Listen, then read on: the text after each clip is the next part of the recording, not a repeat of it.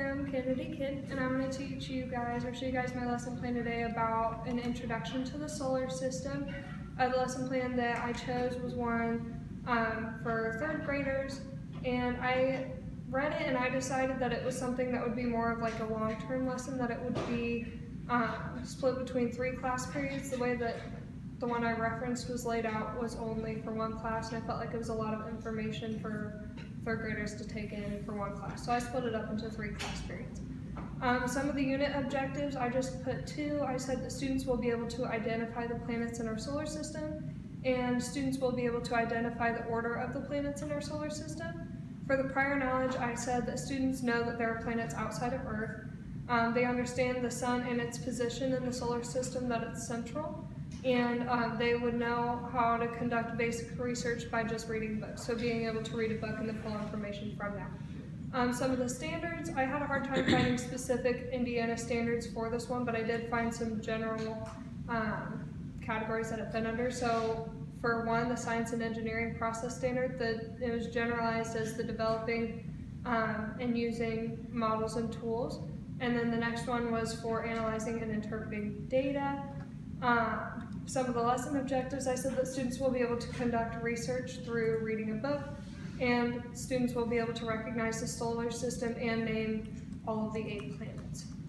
So for this lesson plan, some of the materials you need are they're pretty basic, some just colored pencils, notebook paper, any kind of writing utensils, printer paper, and then I have 2 different worksheets, and then also I included like a library research day or library time. For the whole lesson, basically I handed out copies so you guys could look into it more in depth. But first, in the first class, you basically talk with the kids about all of the planets that are in the solar system, and then you give them an acronym to be able to understand the order of the planets better, and how each letter represents a planet.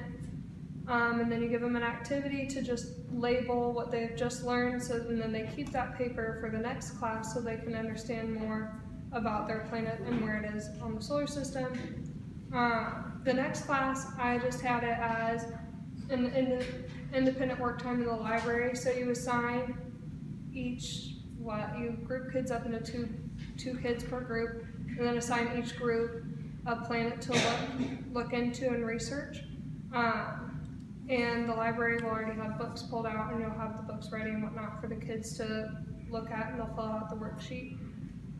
The next class, they will present their information to the class. So they'll just bring their little worksheet up that they filled out, and they'll just read off the information and a picture that they drew. And that I listed as a summative assessment, since it is over a time span of 3 days. I felt like it was a longer time to retain information and then to present it. It was more like a big project.